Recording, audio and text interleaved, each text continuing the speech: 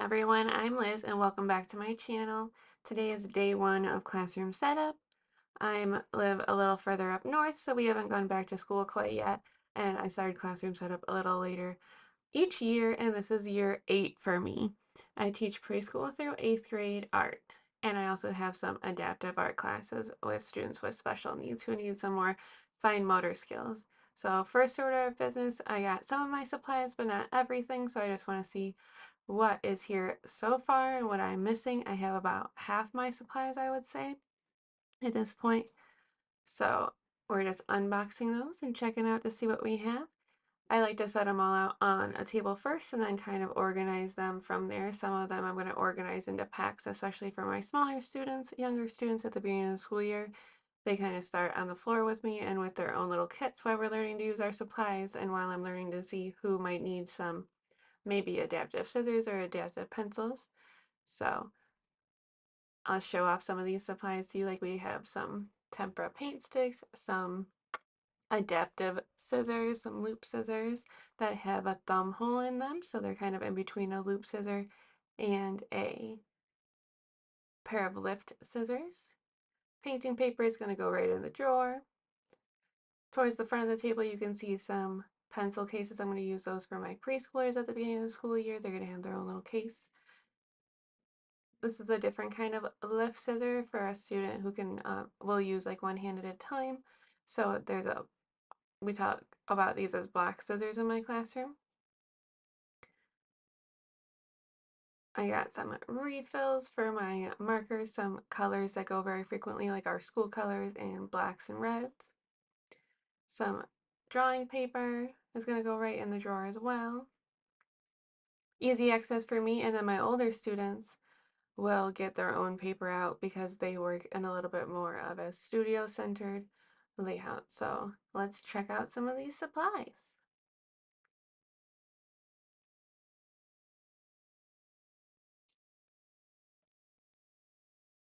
So I've got quite a few adaptive supplies, some stencils, some marker refills, my acrylic paint, some jumbo crayons for my smaller students, watercolor pencil refills. These pencil cases I'm going to use for kindergarten. They're going to start off in cases as well. And next we're going to take down all the plastic. I can keep all my materials in my little cubbies, but I covered it with plastic because we've had some construction going on. So this just keeps a lot of that dust down. So that way when I uncover it later, it's good as new, ready for the new school year.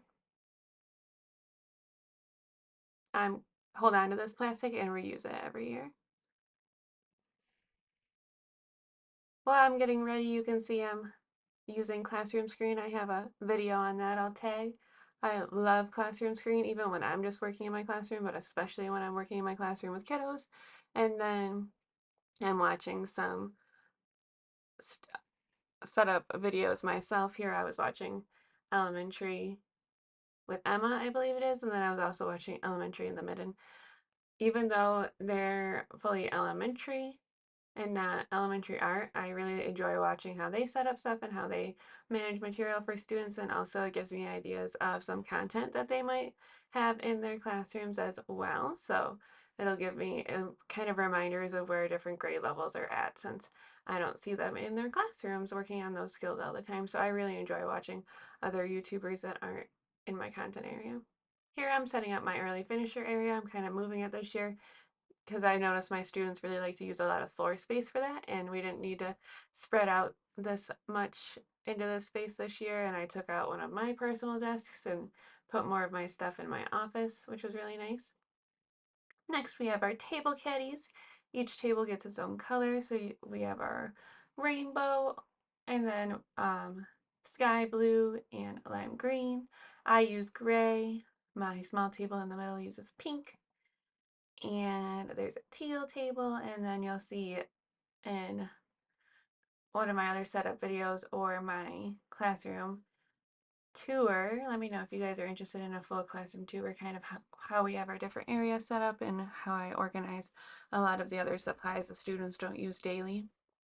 That I spray painted some bins to have a white, black, and gold bin. With our extra tables that we love with our flexible seating, the students helped me pick some extra colors, and they decided that with the rainbow, we should have a pot of gold and the pot for the pot of gold and a white cloud, and then the pink cloud came from that as well. So, and then gray is my favorite color, so that's my bin. In my bins, I have scissors, glue, erasers, pencils are up on the board right now until the middle schoolers decide they actually leave them in my room instead of taking them with them. But there's scissors, glue, pencil sharpeners, erasers, and some stencils, especially for the little guys or for kiddos who are scared to kind of start a project. Those stencils come in handy for them as well. And for sketchbooks. Next, I got some stickers from an artist I really like, Jen Stark. I actually had the honor of hearing her talk at a conference that I had gone to, and I enjoy doing lessons based on her for the students.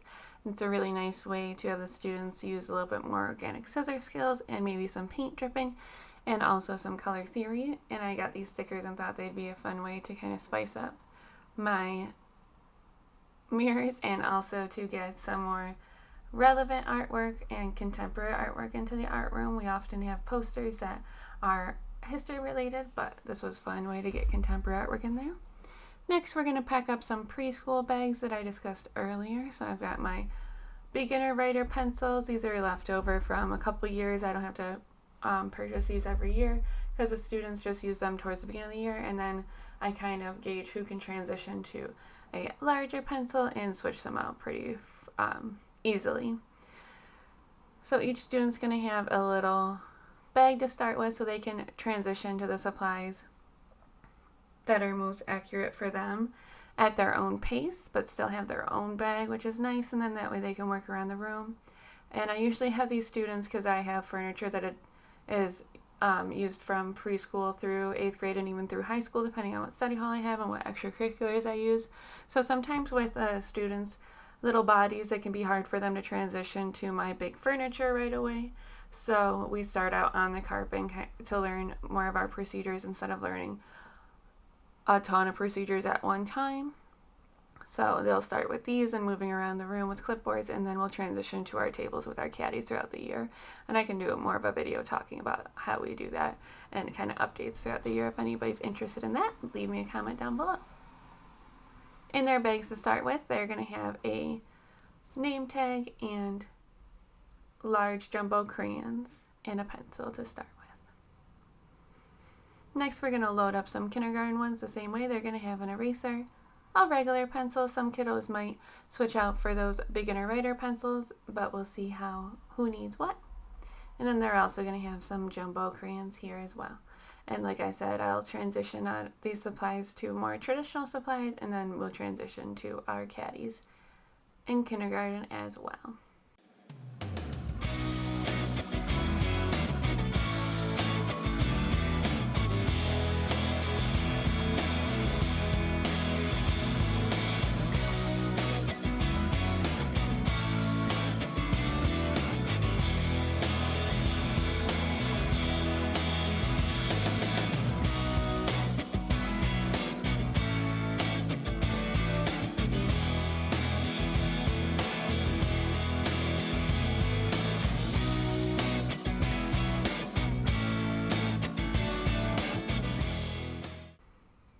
I also really enjoy to use similar containers for materials around the room that the students are going to use as a set.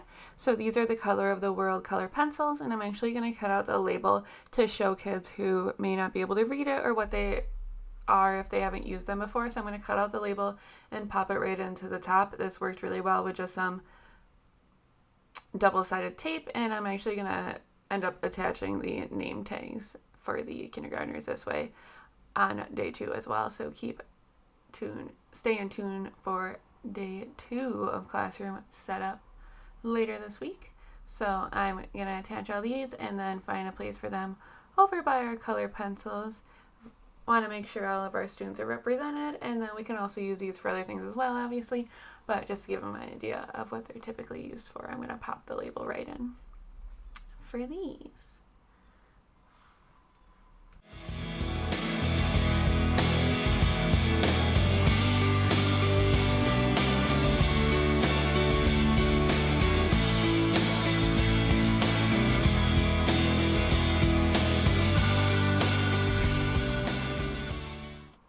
Next, we're going to actually use some of our packing material that came in our boxes, flatten it out, and grab a big bingo dauber filled with some India ink. Thank you, Cassie Stevens, for this idea. I love making posters with this idea.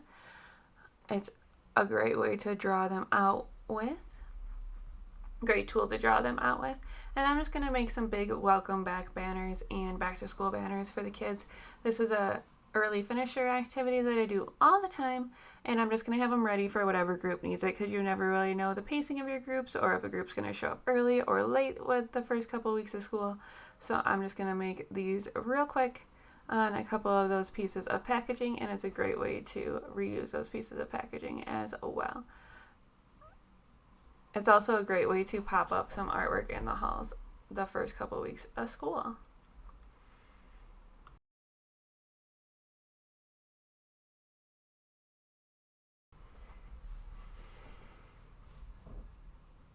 I hope you enjoyed this little preview of some things I do on my first day of classroom setup. I was lucky enough to do summer school in my room, so a lot of things were left out and were set up, but these are just some things I would do. So if you do that, it's a suggestion of mine to kind of just take a couple minutes after you're done for the day to take a couple minutes around your room for projects you might not normally be able to squeeze in without feeling like you have to take your own time over the summer to come in and do those things, or maybe prep in 1 or 2 classes during that time as well. Here's a quick overview of what the room looks like at the end of day 1. I'll see you next time for day 2. Let me know any comments or questions you have down in the comments below, any suggestions you might have, and don't forget to like and subscribe. Keep creating. Bye!